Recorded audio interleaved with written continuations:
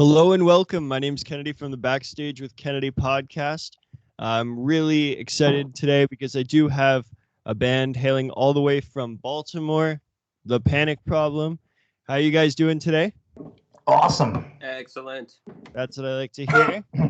So, yeah, you guys have been quite busy with the new project, I guess, eh? Yeah, man. Yeah. So It- much just promoting, trying to promote the hell out of it while we're stuck in our houses. Yeah, I got kicked off. I got kicked off Facebook today. That from happened.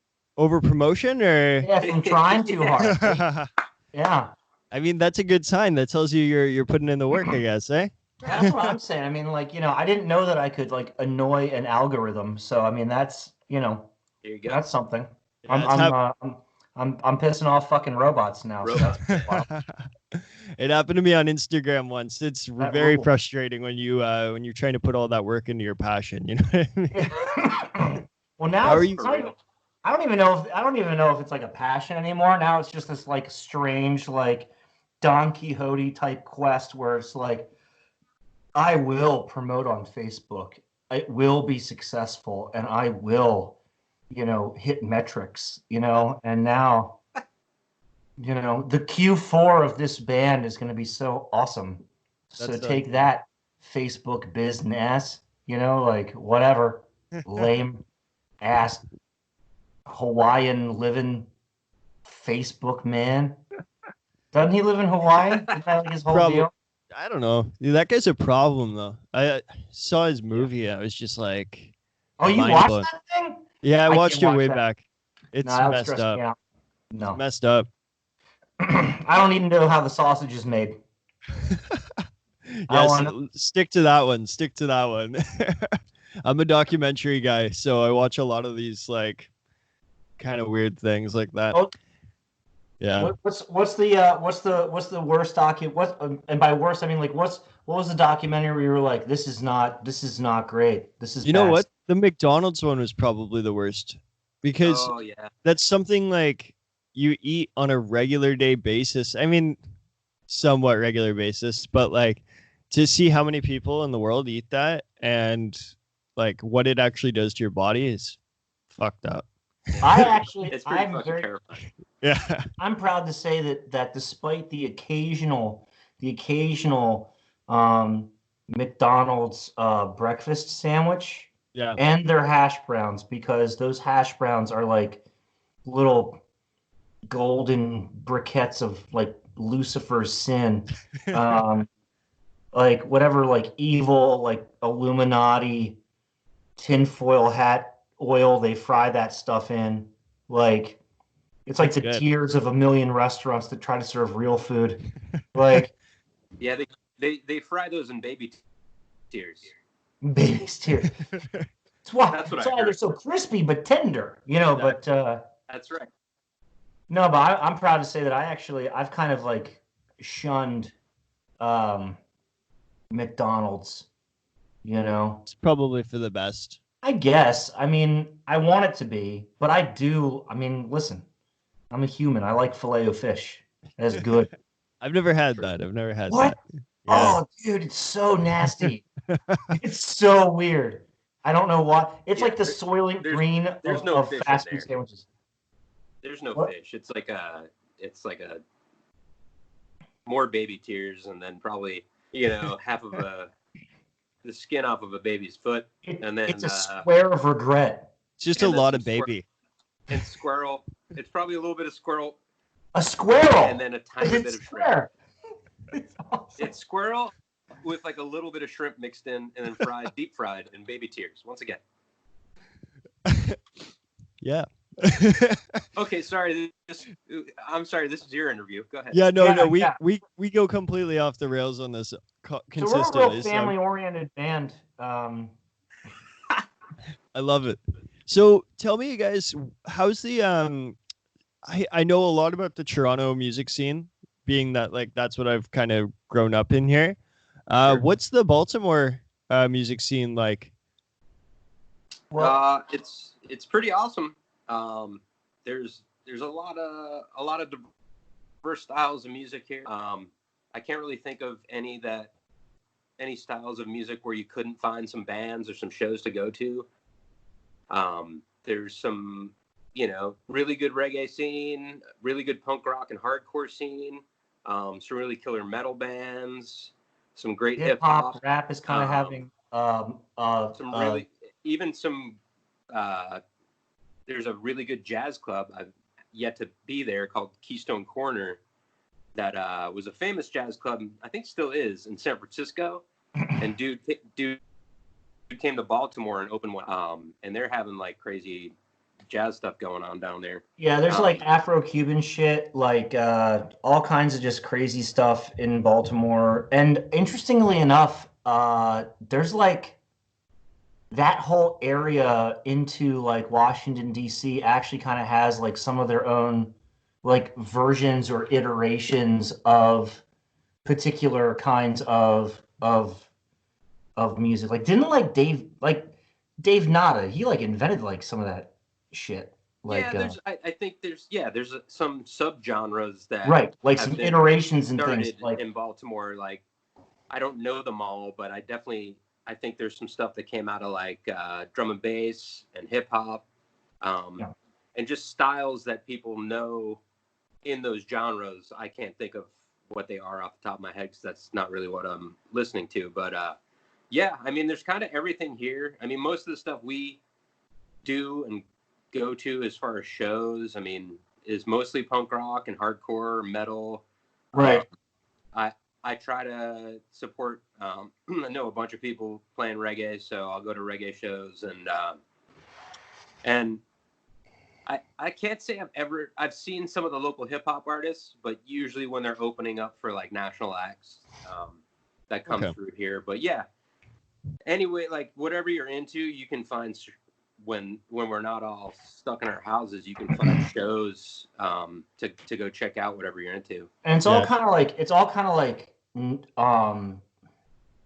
it's not like neighborhood based, but there are definitely pockets in neighborhoods in Baltimore where you are more likely to see a specific genre of music as opposed to another. But the other thing is that it's such a small town that pocket is like 50 feet away from the other pocket. So like you can literally, there's a spot called Station North, and if you were so inclined, you could start basically at the Metro Gallery, which is going to be like, you can see anything there. Like anything might happen there. And you can walk all the way up the street, which is going to be like, what, Tom, 10 blocks? Like to Autobar? What is that? Yeah, probably 10, 15 blocks. 10, 15 blocks to Autobar. Yeah. Baltimore has big blocks.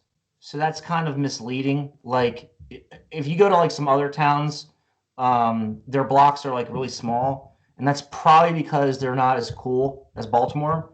We like big blocks. But Baltimore does have these oddly large blocks. So I mean, like 15 blocks in Baltimore could actually be like somebody's like 30 blocks. So it's, you know, when I say 15 blocks, it's like, I mean, you're moving. But anyway, my point is, you can go from point A to point B, and that's like you'll go through like 4 genres of music in that spread. You know, that's kind of cool actually. I like how it's slightly neighborhood based. You know what I mean? Like if you went for a walk, you would probably hear different stuff playing. Yeah, and I mean, like, and people, especially in Baltimore, I mean, they're almost like, I mean, shit, in a way, they're almost like European football clubs, where it's like people are like, oh man, I love this spot, and everyone else is like, fuck off. You know, like, and that definitely happens. I mean, like, there's like probably like 3 or 4 punk clubs in Baltimore City, but like everyone's got like their favorite, like the one where it's like, no, fuck those others. This is where I play, or this is where I get my beer, or like this is where my friends work, you know. And I mean, you love all of them and you want all of them to succeed, but like in the back of your mind, like in the reptilian part of your brain, you're like, but this one's the premium punk club, you know. And like a good show will go to like another club and you're like, fuck that, you know. Yeah. And again, it's a 500,000 person city. Like it's a 2-minute drive. You're like, I'm not going there. It's like, You're right. why? It is Why? very Why? English soccer. Yeah, no It's doubt. it's No so doubt. weird. Like there's like Tom, that metal show we were gonna go to that was like in the south of Baltimore, and like we're in Brooklyn. Oh yeah, yeah. Well, yeah, that's.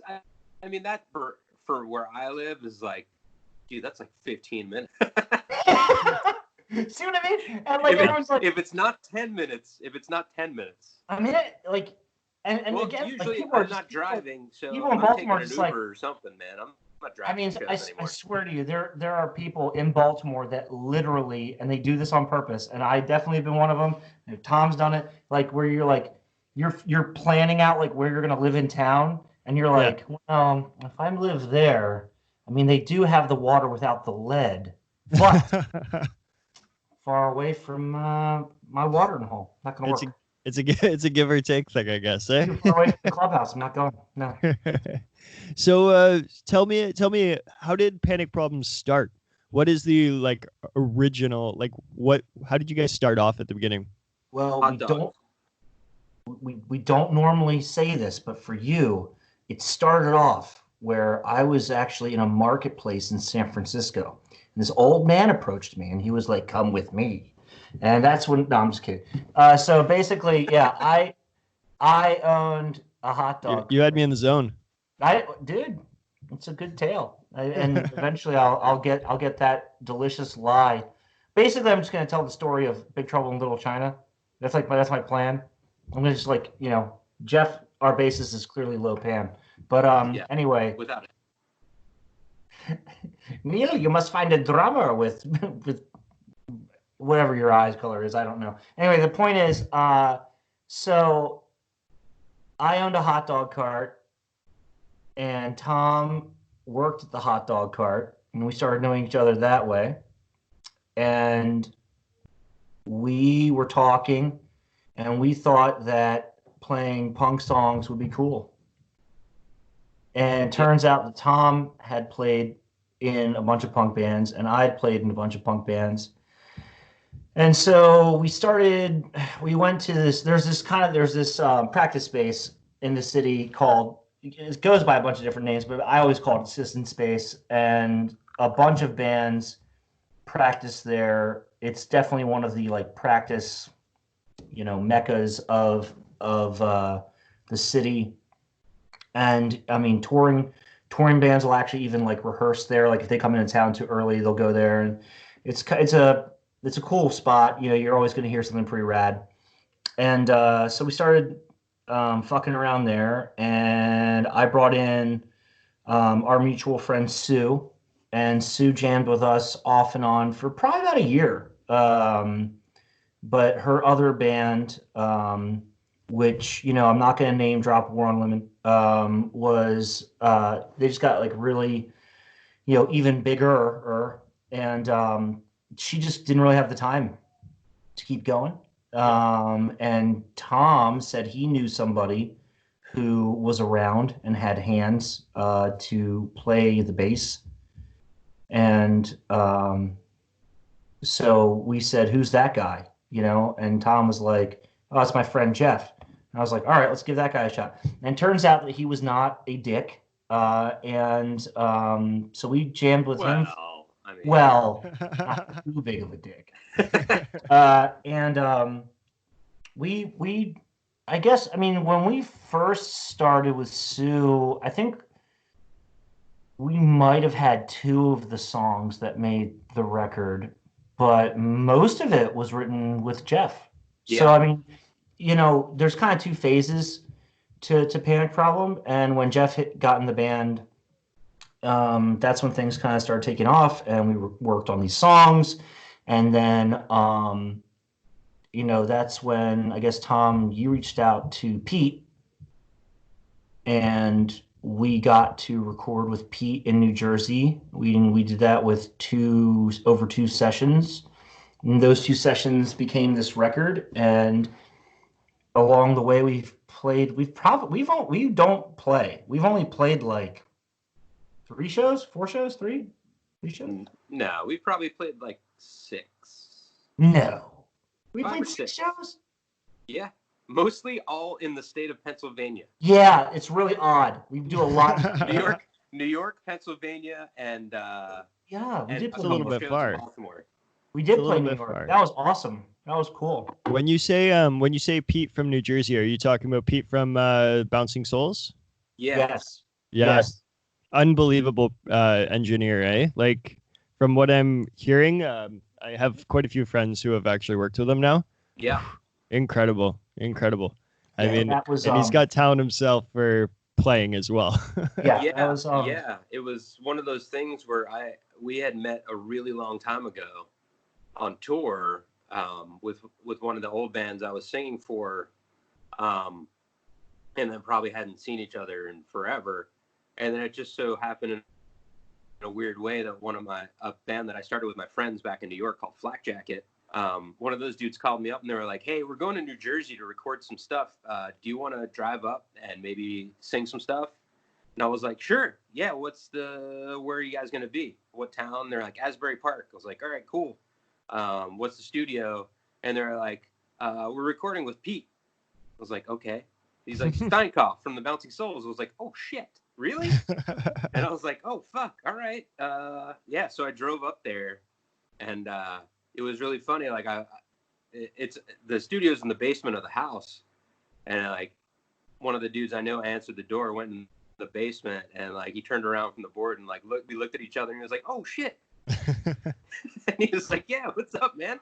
He's like, what has it been like? It was like, honestly, 20 years maybe. Yeah. 18, 20 years, something like that. And yeah, so I was up there recording with some friends, and I was like, dude, this sounds great. I was like, I got a new thing in Baltimore with some friends. I was like, if you're down, if you'd be cool with us coming up here to record it. And he's like, yeah, just let me know when. Let's book some time. And then that was that. That's wicked. I mean, that's basically it. And it was nuts. It was totally nuts. Yeah. There's definitely still moments where I'm like, oh yeah, that's right, that happened. Like you just kind of come out of this time warp. You're like, wow, all right, what happened? Like what? Yeah. And even one of the songs, because Neal likes to write lyrics at the very last moment. One of the songs on the new record has. I'm the laziest writer on the planet. A little homage, so to speak, to Pete, which I'm not sure. I'm not sure if he knows it yet, but which track is this? So that one's on. Is that Work Sucks in General? Where that is? Where is that? That is. Help me with the words that I wrote. I don't remember. Yeah. So yeah, basically, so like I grew up and I was a huge. Neal's a big fanboy of Pete Steinkoff, which I didn't really know when we decided to book the session, and then he was like, "Dude, are you serious?" Yeah, it was real bad. It was way bad, and it's. I mean, like I still like we bumped into that dude like once or twice afterwards, and I'm still like total inner monologue like keep it cool. Don't be a freak.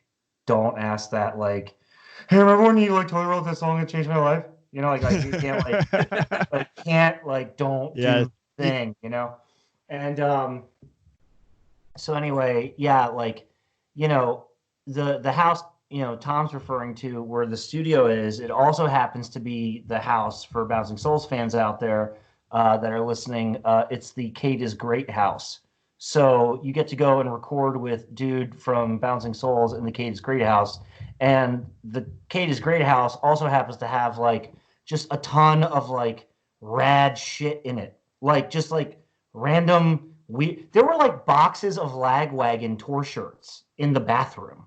And you're like, what? Why? What? Like just why?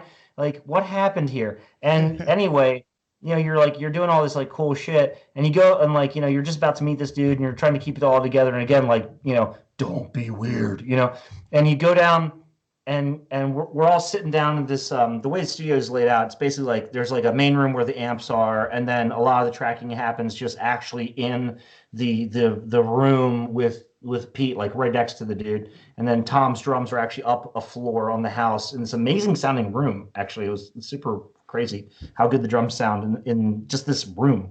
Yeah. And anyway, we go down there and here's this dude that I've like idolized for years, and he just like turns around and he's got this jug, this like like food store jug, of cheese balls. And he just kind of like, Tom, and I swear to you, like it was like, Tom, Jeff, what's up, dudes? I haven't seen you guys in forever. He looks at me, he's like, what's up, dude? And he hands me this jug of cheese balls. He goes, these cheese balls ain't gonna eat themselves. That's a legendary story. And like, yeah, I mean, like, you're meeting this dude, and like it's totally rad, and like all this cool shit, and like you're in this like awesome house that, like, it's based on this song, and like all this like crazy stuff, and and you meet this dude, and it's, hey man, you want to eat snacks? It was just like totally just this weird thing. And I will, I hope that when I'm like old and senile, I'm just walking around like, I know those cheese balls are here somewhere. Like I hope that I'm just like meandering around my home. Like, remember. But yeah, check out that song, and you'll hear it. You'll hear it. Sounds good. I love the East Coast. I absolutely love that track. That's an anthem. That's an anthem. You. Jeff will be so excited to hear that. Yeah, that one is sick. There's a lot of pop punk flavor to that. I mean, you guys do have like a pop punky sound, but that one especially. How much fun was it recording this album? Like, was it a song or that album? The album as a whole, but that song's sick. That song is sick. Thank you. That's very kind. I think recording the album as a whole was a lot of fun. It was also really hard work. You're down there, and again, like, you're hanging out with the students, all really cool, but you're also there to work, and time is money, and you're trying not to waste this guy's time, and he's trying not to waste yours, and you're trying not to like waste your bandmate's time, but also more importantly, you're also trying to get like the very best you can out of this experience. And I've actually had the luxury of recording in some of the best just best studios out there for like punk music. Recording with Pete, sonically speaking, was actually probably my favorite of them. And like fanboy shit aside, like he gets like really good sounds out of everybody. And he creates a really comfortable environment where you can work really hard. So we got an opportunity to probably work, really, I guess, like smart there. So our time was spent more like just trying to really iron out, really nitty, little tiny pieces of things. So it was really hard work, but it was also really rewarding. Recording I Love the East Coast was one of the most strange experiences, because that band wrote, East Coast Fuck You, which is like one of the most, I mean, it's if you talk about like East Coast punk, that song's going to come up at some point. Like, I mean, there's like one of the most, iconic, punk songs out there, let alone like for East Coast punk music. So like when we wrote that song, I know that we started working on that song when Sue was still in the band. This is actually one of our older songs that we wrote. Yep. So the Pete conversation hadn't even come up in the band yet, and by the time we got done that song, I still don't think that the Pete conversation had come up yet. So basically, when we went to New Jersey, we were definitely talking about like we can't fucking play that song. We're gonna look like a bunch of dicks. Like you can't, yeah. And I don't know why, I don't know how, but for some reason we just decided to say fuck it, and we're gonna record this song. And so like again, we're in this room with this dude. He's like, "All right, guys, so what are we recording today?" And we're all like, I love the East Coast. And he's like, "What's that?" Yeah, I love the East Coast. We wrote it. It's an original song. So it was just funny as shit, and it was just this like ridiculous, And again, like you're singing in these like these cans and this microphone, and the fucking guy who wrote like East Coast Fuck You is like recording this song, and you're like, I am the biggest dick alive. Like this is the stupidest thing. So thank you for liking that song. I like that song too. I hope that other people like it. I hope Pete likes it. I'm not sure. Yeah, I mean, really, I really hope Pete likes it. Although I do remember being like, "Hey, man, yeah, sorry, we just ripped you off," and he was like, "Oh, man, that's cool. Don't worry about it." But speaking of recording, I mean, I will say, did he get his credit on it? Oh fuck yeah! Oh dude, of course. We're still trying to give credit where credit's due on that one, actually. So there. Yeah. Hopefully, stay tuned for part 2 of that. And I just have to say, as a part of the recording experience, Asbury Park is a fantastic town. I absolutely Frank's Deli. There's a place called Frank's, man. Best sandwiches ever. Killer. And whatever you do, if you find yourself in Asbury Park, you go there. Never get a roll with seeds on it. Never. Million seeds. Okay. Like all of the like someone took a smuggler's brick of poppy seeds and just like threw them at you. All of these. Yeah, Pete was adamant about that. Oh yeah. And I almost got him a sandwich with seeds, which would have been fucking perfect. That would have been the icing on the goddamn cake. The second to last night we gotta were have there, like a seed bucket. So like, yeah, dude, it was insane. Because I think I actually ordered a fucking sandwich with the seeded roll, and holy shit, dude, they're all like those old black poppy seeds. Yeah. There must have been like a fucking billion of them. I got one too, and I was like, and I got like little gaps in my teeth and shit, and I was just like sucking them out like the whole day. So I'm just like sitting like, hey Ben, it's just he like, told me he mentioned it like 2 or 3 times because I was all like, we were hanging out the night before we were drinking, and he was all like, he's like, all right, man, I'll see you guys tomorrow at the studio, and I was like, what time do you want to start? Like 10 again? He was like, oh, maybe not 10, like maybe later. And I was like, all right, well, fuck it, man, we're getting breakfast sandwiches. I'll get you one. And he goes, oh yeah, I forget what he ordered, but he was all like, no seeds. And I was like, no seeds? And he was like, trust me, never get the roll with the seeds, no seeds. And I was all like, Jesus, all right, man. And of course I got the one with the seeds, and then I knew what the fuck he was talking about. Oh man, that's brutal.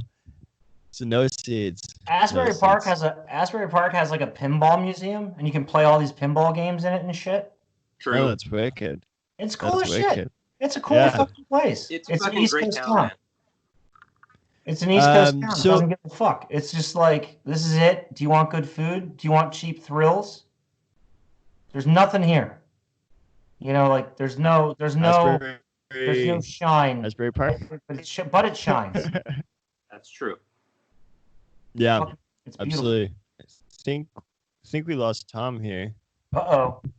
Did you lose me? See you. I see Tom. You see Tom? Oh, okay. Yeah. Let's see. Yeah, we're good. Okay. Well, if you can't see him, just Tom, you just tell me what you want to say. One thing I did. Tom says I'm really good at everything. So one thing I did want to ask. So the band's obviously called Panic Problem. Yep. I've done a little bit of research. I do know that. Is that why you named the band that? One more time? Could you give that to me one more time? You do have an anxiety disorder? Who told you? True? I was kidding. Yeah, who said that? Yeah. I was like, are you playing? I totally do. You're like, wait, it was in the press release. What happened? Yeah. Like, the whole, just the air gets sucked right out of the thing. You've just been messing with everybody. Yeah, dude, No, it's you true. have to. I You have have to. I have a thing called general anxiety disorder, GAD. I think it's also called vulva nervosa, is like the clinical Dude, term. that's way better. That's what I'm saying. I just found that out again. I was like, It's like oh a yeah, Harry that's Potter spell. cool shit. Vulva Yeah. nervosa. Let's check that out. For me, they were all like, "You seem depressed and anxious. Here's this pill. You'll be fine." Yeah. I was like, "All right, man." Yeah, I went to this thing called cognitive mood therapy for a long time, and it wasn't until like I went for like 8 years straight, and it wasn't until the last 3 years that they put me on an SSRI drug. Is that what you have too, Tom? Do you use an SSRI, a serotonin drug? I do. Yeah. Yeah. So they use these serotonin drugs to help people with these like synapse fires in their shit, and it gets you the right level of serotonin and stuff, and then that allows you to supposedly create a some kind of like threshold where you could like either if you've gone through like cognitive mood therapy like myself, use like something like a toolkit, or if like you've gone through like a different therapy, or maybe you've just had a good talk with somebody that they whatever your shit is to like get through that shit, then that allows you to do that. So yeah, I have medication for that, and then also simultaneously, which is a big fucking help, I have ADHD as well. So, and I railed against going on ADHD medicine for years. And I was actually more fine with going on the SSRI shit than I was on going on the ADHD shit, because I was terrified that it would stop making me be creative. I had this really huge I was like, fuck that. Like, no way. And my daughter was about to be born. This is about like 2 years ago, and I almost got into a car accident. Oh. I just wasn't paying attention. I just like, and not like the normal like car shit where you're like, like I'm talking like I pulled like the ADHD like like the total goldfish, like, oh man, that's an Indian food place. I wonder how they make, and I seriously almost rear-ended this guy. I didn't. I never touched the car. But I totally almost got into a car accident, and it scared the shit out of me. And I just said, I had this moment of clarity, and I was like, you know what, fuck this. I've got this kid on the way. If that ever happened with a kid in the car, let alone my kid, like if I just happen to have like some strange kid in the car with me, I mean, who fucking cares? Which, but like, I mean, no, it's possible. He hasn't Weirder done things that have in a happened. while, I'm not the bass player in this band, Tom. That would not happen. That's true. Jeff has kidnapped several children. So anyway. Yeah, our tours have a real weird geography. But anyway, so Yeah, why are we anywhere there taking isn't a this warrant, route? just for those of you playing at home, I'm making a wiggle thing with my finger. This is good radio. So anyway, anyway, so yeah, I almost got in this car accident, and I said fuck that, and I went and I told the doctors what's up, and I got on that, and as it turns out, I actually am able to do more creatively when I'm doing that shit. So I think it comes down to every person, in terms of like what kind of shit you're on, or how you're going about dealing with your stuff. But yeah, that's me in a nutshell. I'm just like a big old bag of batshit, crazy. So that's what I do. That's what you get with Panic Problem, okay? You're going to show up, I'm going to stress the fuck out, and then I'm going to ask you if we're still friends. My band. So is that why you named Panic Problem? Yeah, I mean, yeah, I did, because I wanted to write about some shit that, was,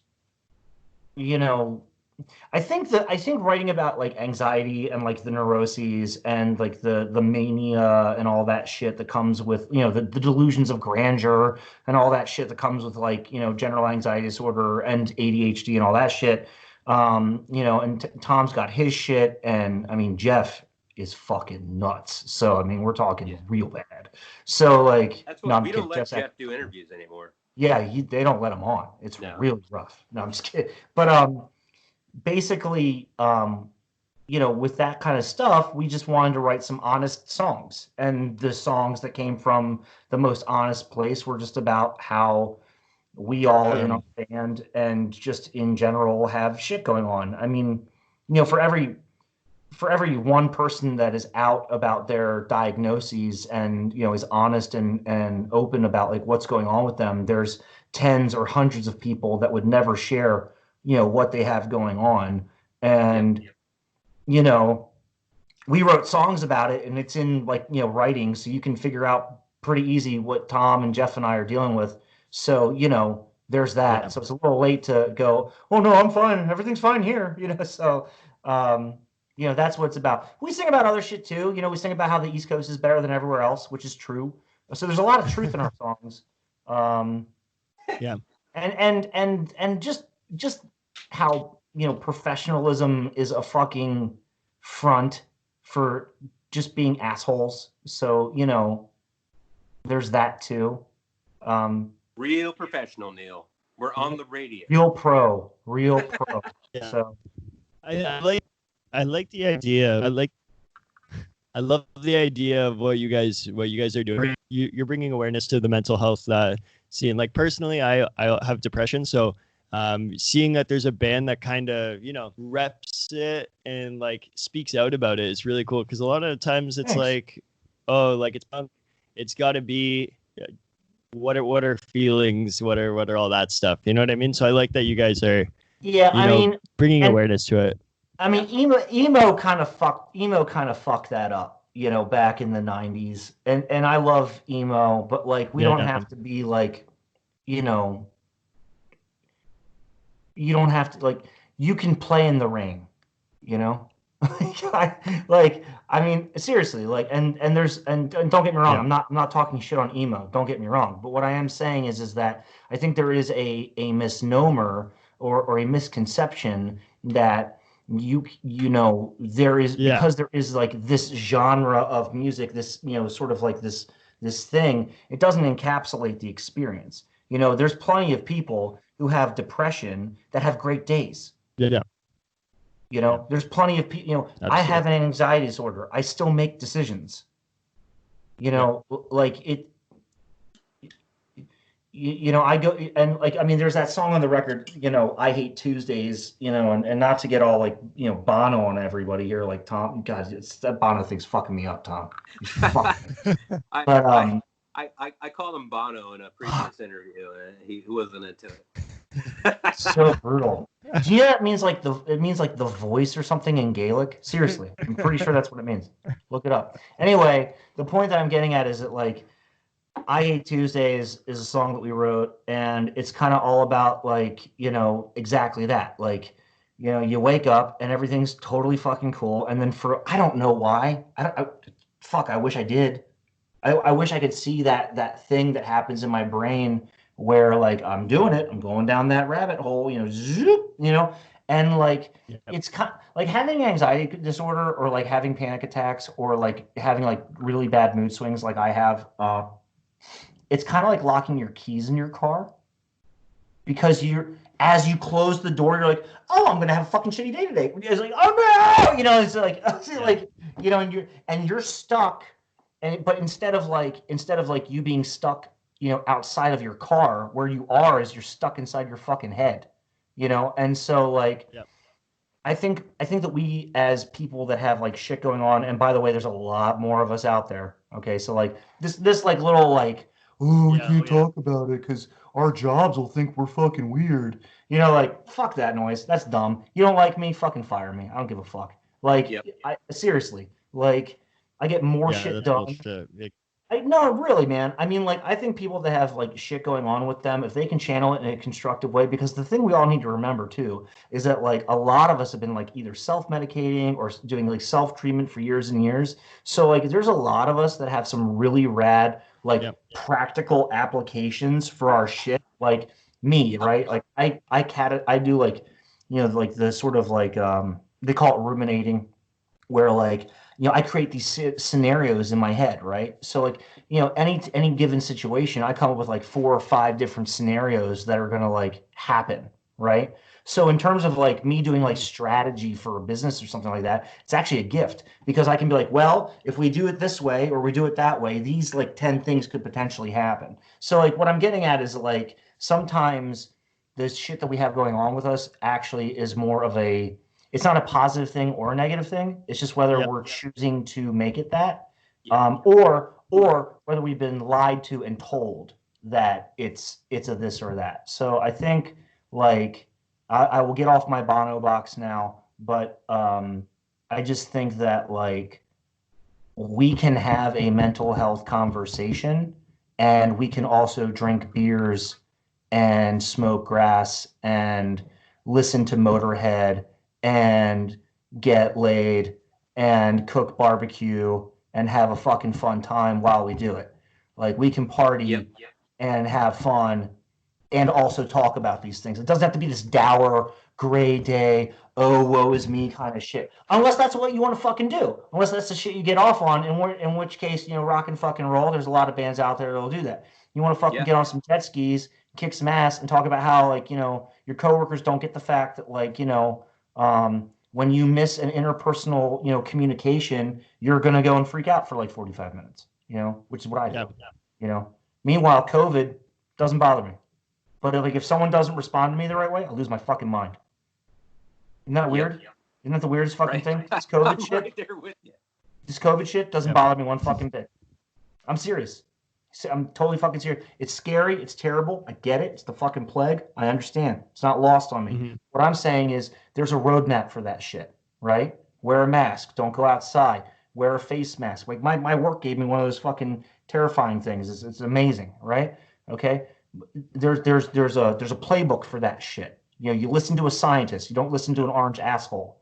Okay. So like the point is though, there is no roadmap for like, my manager didn't smile at me the right way on that Wednesday after I made the off-color joke about the accounting department. They're trying to destroy me and ruin my life. And that's the shit. It's so fucking nuts. Why? Yeah. I don't know. Yeah. I actually don't know if I care anymore, honestly. I think that's the way to go with it, is not to give a shit. Seriously. So, if everyone wants to come when we start playing shows and we come to the Toronto area, you fucking come. We'll get those big 24-ounce cans of beer, the Molsons, the big ones. And the last time I was there were some amazing, like, food trucks there down towards your central area by, like, the baseball stadium and stuff. Yep. Definitely got, like, a weird amount of poutine off of one of those, and it was lovely. I just want to say that. It was lovely. You got to hang out up on Queen Street West in Toronto. I actually have a very strange story. Man. I have a really weird story about Queen Street in Toronto. Yeah? Yeah, I've got a really Tell me about it. Weird one. So I don't know if this is still the thing. So if any of the Canadian law officials are listening to this story is a lie. None of this happened. This is a lie, and it definitely didn't happen right after 9/11. So this old band that I was in, we were touring because, that's what you do. That's what you do. And it was awesome. And so we were playing string of shows, and we were going to Toronto as part of the tour. And one of the things that a lot of bands do, again, for the law enforcement, I couldn't possibly say whether we did this or not, okay? But you basically hide your merch in suitcases and you go across the border and you just kind of chill the fuck out and maybe put like your musical instruments like on the floor of the van. So we were on tour with this other band. They got busted at 2 border crossings. They got busted in like Buffalo and I think Albany. We went across Niagara, and we did not get busted. We managed to, the 2 bands managed to like, borrow some gear, and we still had the merch and shit, and that was all cool. But what we didn't have was work permits. Now, who cares? They're pieces of paper. What's the worst that could happen? So we play this club on Queen Street, and these like squatter punks were there, like total old school like squatter punks were there. And there was this sound guy, and for some reason during the set, we were playing and it was going cool, and these like squatter punks just went ballistic and like beat up the sound guy. Like That's insane. Like fucked him up. No, it was really bad. It was totally bad. And so the lady who ran the club, super sweet lady, she was from a different part of the world, and so there was this language barrier that was kind of happening between everybody. And the gentleman who was the sound guy was like he was like Quebecois, right? So he really had this sort of this accent and this brogue. And then the lady who owned the club had English wasn't her first language, and I'm a dumb American, so like I'm not really cognating in ways to like try and like create bridges of proper communication. So there's this like this crazy three-way conversation.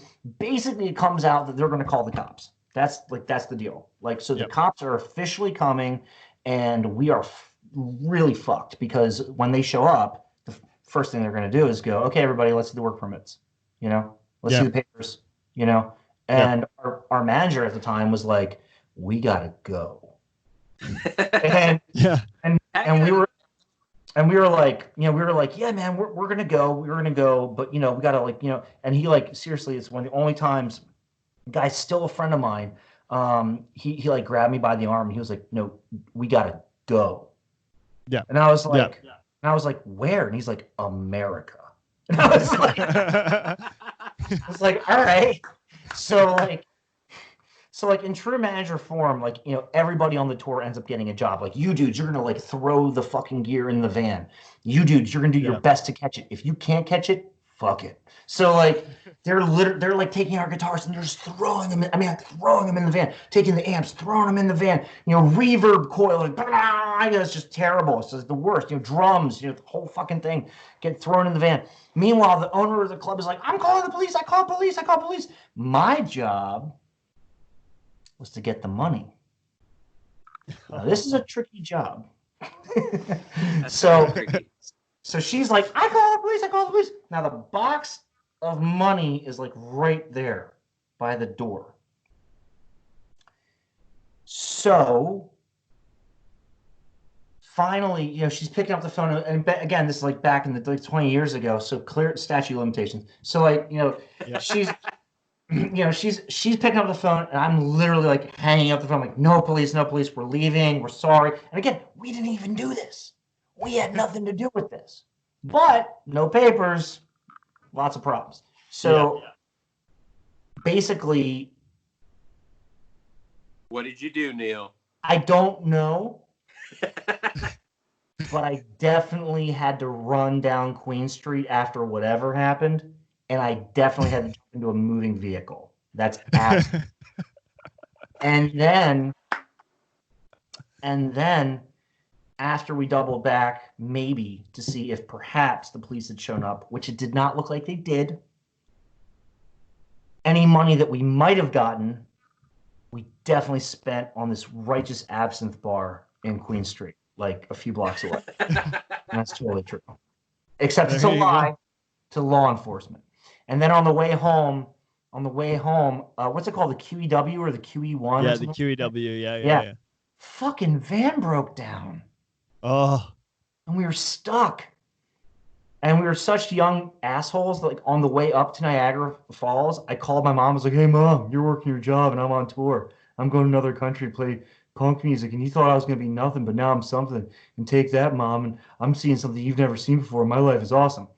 3 days later, Mom, I need some money. I'm in a country illegally and I need to get home. And our van broke down. This lady said she was going to call the cops. I had to get into a moving vehicle. I'm really fucked up on absinthe. I just need to go home. And so there's that. So look, the dear Mounties, if you're listening to this young asshole learned his lesson, and the next time that I come up, we're gonna make sure that there's bouncers at the club, and I'm still not getting your goddamn papers. I'll tell you that much. Yeah. Well, Well, let's We're on the same make continent. sure that No one should have papers. Borders are a man-made thing. You know what I mean? That's political. I'm with you.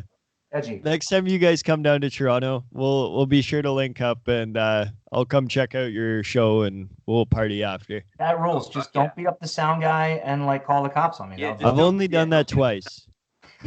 You're the guy. He's terrible. Holy The shit! sound guy's terrible. You have my. I thought you looked familiar. You know. I would have been a baby. I would have No been a young wonder guy. they called the cops. These punks are beating up a baby. He was a terrible sound guy. That's because he was a baby. What do you expect?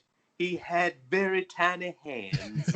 He didn't even have wrists yet. It was just that baby fat to Just hand. baby fat and tiny little, His almost like fish cheeks finger, tiny kept little getting fish caught finger. in the sliders. What do they call those things? The sliders? You know, those Yeah. little Oh, things yeah, they yeah. always. The For me, faders, they always man, go in this faders. direction. They're Yeah, I never would in call that- them the sliders personally, but that's just me being ignorant. kind of like that 90s No, show. I have no idea. Sliders, faders, who cares? All right, I'm not guys. an engineer, clearly. I want to thank you for coming on the podcast. I really do appreciate it. Yeah, thanks again, and good luck on this project. I really hope that it does as it should very, very well. Well, Thanks, if it guys. does, if it does as it should, then you are formally welcome to our yacht. I'm excited for the yacht. I'm just kind of weirding out, man. Just get into I'll it. get you know, it's I'll get my Sperry's on. I'll talk to you guys later. All right. All right, man. All right, Kennedy. Take Thanks care, so bro. much, bro. Cheers. Thanks. All right, Bye. be good, man.